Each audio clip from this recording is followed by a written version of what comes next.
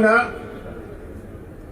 ఒక తెలుగుదేశం పార్టీ శాసనసభ్యుడిగా అనేదానికంటే ఒక పౌరుడిగా నేను అడుగుతున్న పోలీస్ శాఖని, రౌడీ షీటర్లు, నేర చరిత్ర కలిగిన వ్యక్తులు మాట్లాడిన వీడియోలో రూరల్ ఎమ్మెల్యేని చంపేస్తే డబ్బే డబ్బు అన్నారు కదా, ఆ డబ్బు వారికి ఎవరిస్తామని చెప్పారు. ఆ డబ్బు ఎందుకంటే నేను పౌరుడిగా అడగొచ్చు, కానీ ఈ పౌర సమాజం 1కి 3 సార్లు నన్ను ఎమ్మెల్యే చేసింది కాబట్టి ఓ ఎమ్మెల్యేని హత్య చేయాలంటే డబ్బు వస్తుందంటే ఆ డబ్బు ఎవరిస్తామని చెప్పారు. ఇది పోలీసు విచారణలో తేలాలి. అయితే అత్యంత బాధాకరం ఏంటంటే, వచ్చిందయ్యా మన సాక్షి రాలేదా? సాక్షి కూడా వచ్చుంటే బాగుండేది, వారు ప్రశ్నలు అడుగుంటే బాగుండేది.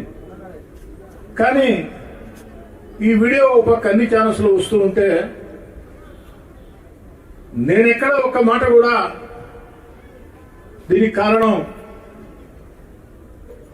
ఎవరోని నేను మాట్లాడక ముందే గుమ్మడికాయల దొంగ ఎవరు అంటే భుజాలు తౌడుకున్నట్టు వైఎస్ఆర్ కాంగ్రెస్ పార్టీ మీడియా, రోత పత్రిక సాక్షి, రోత media Sakshi TV, YSR Congress Party social media దీని మీద పెద్ద ఎత్తున దుర్మార్గంగా అభండాలు సృష్టిస్తూ, కనీసం బాధితుడు అయినటువంటి నేను పలాని వాళ్ళు కారణం చెప్పకముందే వైఎస్ఆర్ కాంగ్రెస్ పార్టీ మీడియా గుమ్మడికాయల దొంగ ఎవరంటే భుజాలు దౌడుకున్నట్టు మీరెందుకయ్యా భుజాలు దౌడుకుంటున్నారు? ఆ వీడియో అబద్ధమా?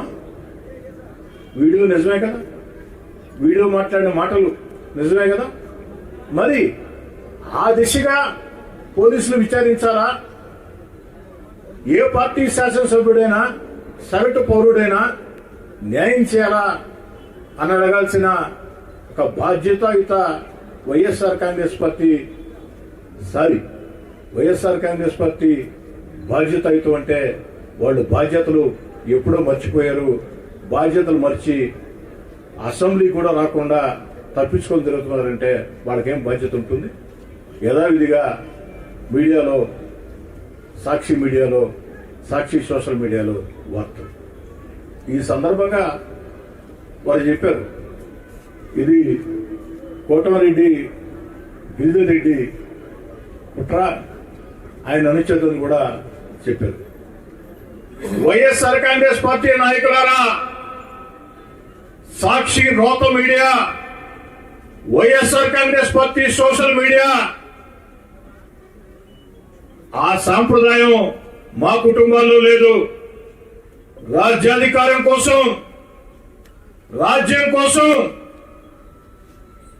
సొంత ఇంట్లో కుటుంబ సభ్యుల్ని చంపించే సాంప్రదాయం మీ డిఎన్ఏలో ఉంది, కానీ మా కుటుంబంలో అది లేదు.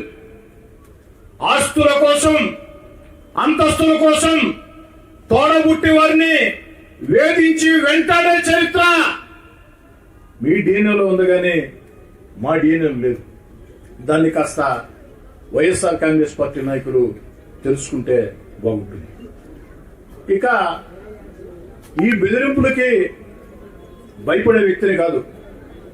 ఎందుకంటే విఆర్ఎస్ స్కూల్లో విద్యార్థిగానే ప్రజా ఉద్యమాల్లో పోలీస్ స్టేషన్లు చూసి ఉన్నా, పోరాటాలు చూసి ఉన్నా, విఆర్ కళాశాల విద్యార్థి సంఘ అధ్యక్షుడిగా విద్యార్థుల మీద ఆనాడు నెల్లూరు నగరంలో రౌడీజం చేస్తుంటే విద్యార్థి నేతగా ఆ రౌడీలని తరిమి ఉరికిచ్చి పోరాడిన చరిత్ర నాది.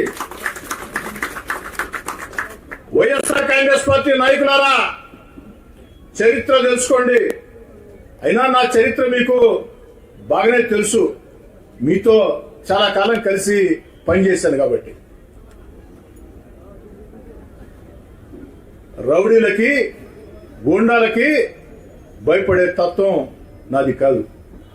ఇలాంటి బెదిరింపుల్ని జీవితంలో చాలా చూసి ఉన్నా.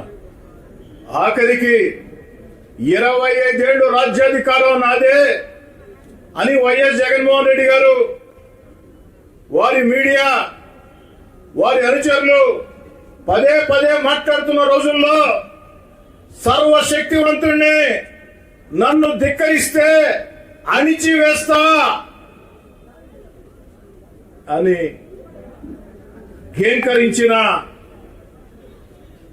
హూంకరించిన వైఎస్ జగన్మోహన్ రెడ్డి గారిని 16 నెలల ముందే జగన్ గారు అధికారంలో ఉన్న వేళ 16 నెలల ముందే జగన్ గారిని ధిక్కరించి వీధుల్లోకి వచ్చి మీతో పోరాటం చేసినటువంటి చరిత్ర ఉన్నది.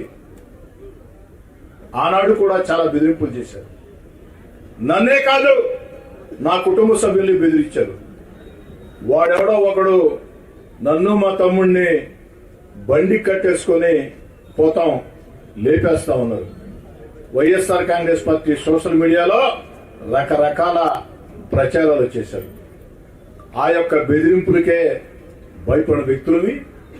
జీవితంలో మేము తప్పు చేయం, ఎవరికి భయపడం, తప్పు చేయనప్పుడు ఎవరికి భయపడాల్సిన అవసరం లేదు.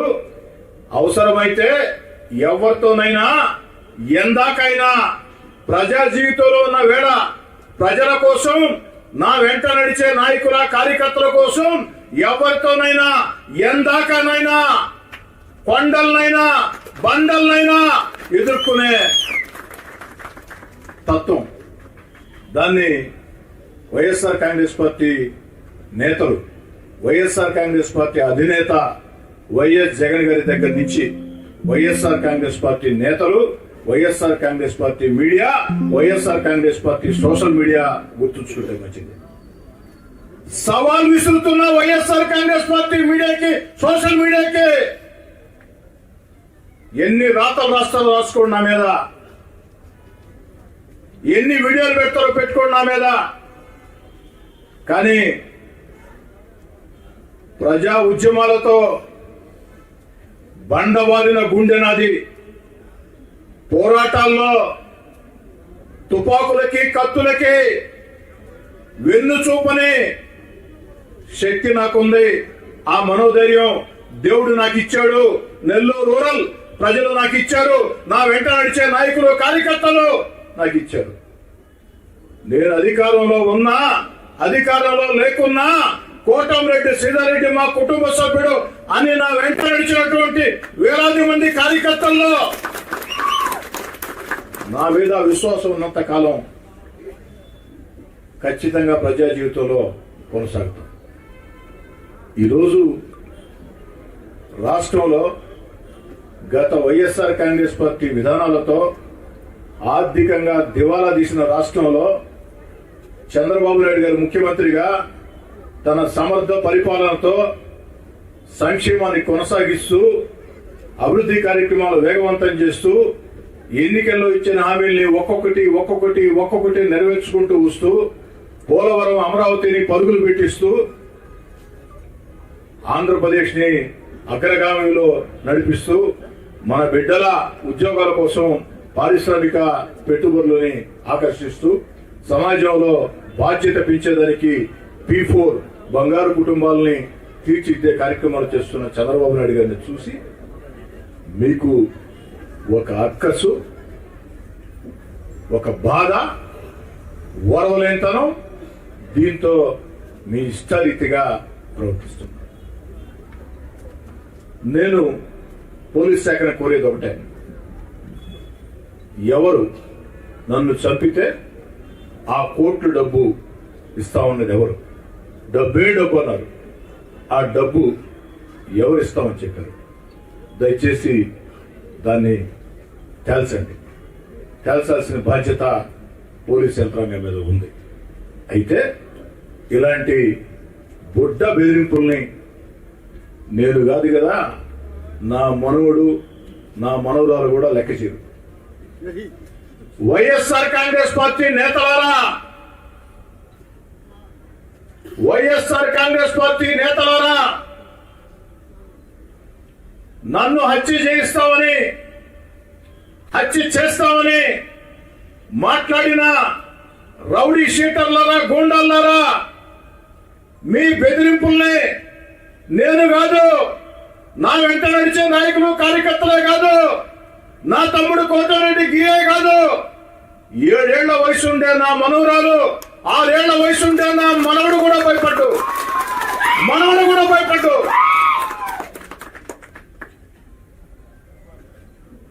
ఎవరు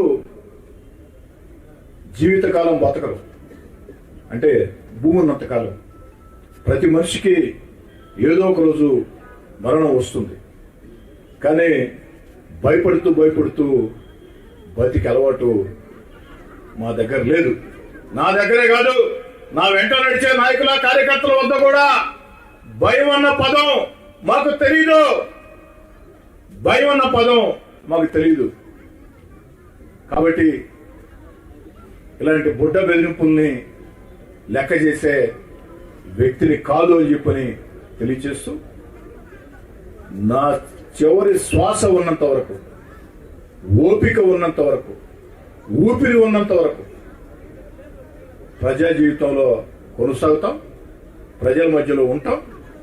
ఈ 14 నెలల్లో చంద్రబాబు నాయుడు గారి ఆశీస్సులతో, పవన్ కళ్యాణ్ గారి ఆశీస్సులతో, నారా లోకేష్ గారి ప్రోత్సాహంతో, జిల్లాలో ఉన్న 2 మంత్రులు పొంగూరు నారాయణ గారు, ఆనవ రామనారాయణ గారి సహకారంతో, పార్లమెంటు సభ్యులు వేమిరెడ్డి ప్రభాకర్ రెడ్డి గారి సహాయ సహకారాలతో, ఆ దేవుడి దయతో నెల్లూరు రూరల్ నియోజకవర్గంలో 300 కోట్లతో అభివృద్ధి పనులు చాలా వరకు పూర్తయి ఇంకొన్ని పూర్తి కావాల్సి ఉన్నాయి.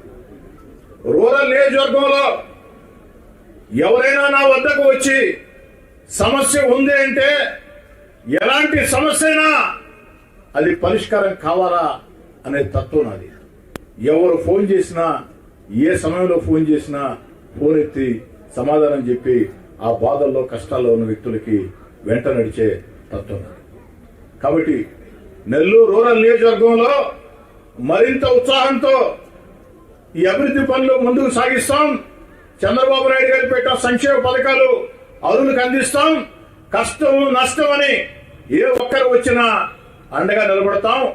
చివరి శ్వాస ఉన్నంత వరకు కూడా ప్రజా జీవితంలో కొనసాగుతాం. ఇలాంటి బెదిరింపుల్ని లెక్క చేయనని చెప్పని తెలియజేస్తూ సెలవు తీసుకుంటాం.